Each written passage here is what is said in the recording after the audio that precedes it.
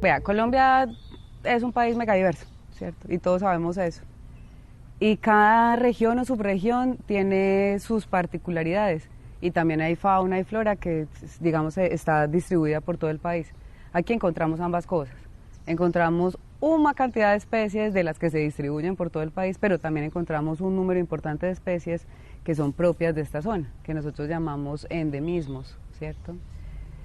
Particularmente creo yo que en grupos como los reptiles, por ejemplo, los peces, sin lugar a duda, las aves, hay una diversidad importante.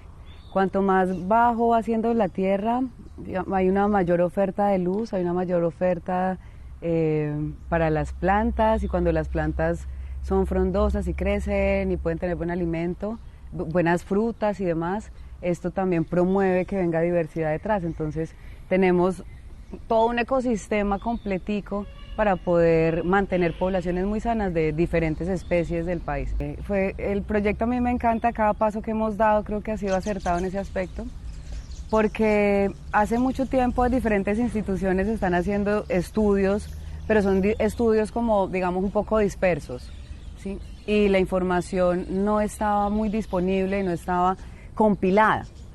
Entonces el primer ejercicio que nosotros decidimos hacer fue verificar cuáles son las zonas que están bien muestreadas, de donde tenemos más registros, tenemos inventarios más completos, líneas bases establecidas, y así definir entonces cuáles son realmente esos lugares de la región del Magdalena Centro Caldense que tenía vacíos de información en términos de la biodiversidad. Mientras que en La Dorada y en Victoria nos dimos cuenta que pues, la biodiversidad no estaba realmente inventariada y no teníamos tan claro lo que había. Y así fue que definimos y decidimos entonces que el esfuerzo en este proyecto en particular en campo era mejor centrarlo en Dorada y en Victoria. Personalmente algo que me ha llamado mucho la atención es la cantidad de reptiles que hemos encontrado, porque trabajar con ese grupo biológico en particular no es sencillo, y lo mismo nos ha pasado con mamíferos. Son dos grupos biológicos que no están a la disposición y a la merced del investigador. Con ellos hay que hacer un esfuerzo más importante. Tú puedes hacer 2, 3, 4 sesiones de muestreo sin ver nada, sin encontrar nada tanto de mamíferos como de anfibios o reptiles. Pero particularmente en esta salida me ha sorprendido que todos los días encontramos un número importante de estos grupos. En un solo día, por ejemplo, llegando a la Atarraya, lo primero que vimos en una laguna fue unos ojitos mirándonos y era una babilla. Y ver babillas pues tampoco es una cosa que uno pasando en la carretera las ve así tan fácil, pero acá sí se da. Tortugas es otro grupo biológico que no es fácil de ver, y encontramos juveniles y adultos de tortugas. Entonces, bueno, eso particularmente me gusta mucho. Incluso serpientes, las serpientes son uno de los grupos con menos frecuencia de observación. Tienen hábitos complicados, tienen horarios también en los que están haciendo sus cosas difíciles, y en esta salida tan cortita, en solo 2 días, ya habíamos encontrado por lo menos 5 individuos, y eso de verdad es un montón, uno puede pasarse una semana sin verlos. Otra cosa que me llamó mucho la atención fue la cantidad de primates que pudimos observar en la parte norte del departamento, en el corregimiento de La Atarraya se llama.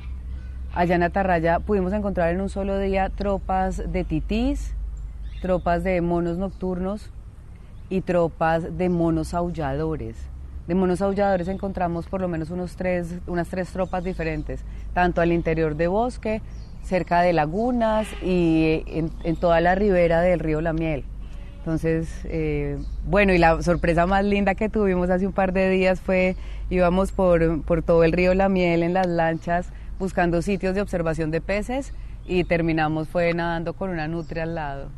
Porque hay muchos organismos que tienen la habilidad también de pues, convivir con nosotros y con nuestras actividades. Entonces, por ejemplo, ver a la nutria es muy emocionante. La nutria es un animal muy importante porque es un controlador también, ¿sí? Ella se alimenta de los peces, entonces es una depredadora top, y eso hace que tenga una función muy importante en esos ecosistemas acuáticos, por ejemplo. Pero la nutria, por ejemplo, es un animal que también se adapta fácilmente a aguas más contaminadas, a aguas con muchos ruidos, con presencias de humanos y sus actividades.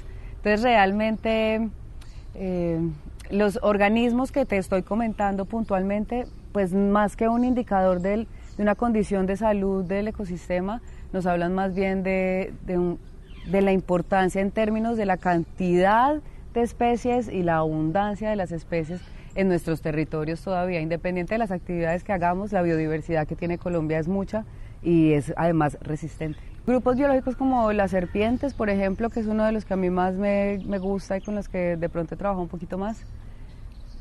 A ellas yo pensaría que, aunque la deforestación, por supuesto, esa es una genérica porque eso afecta a todos los organismos, ¿cierto?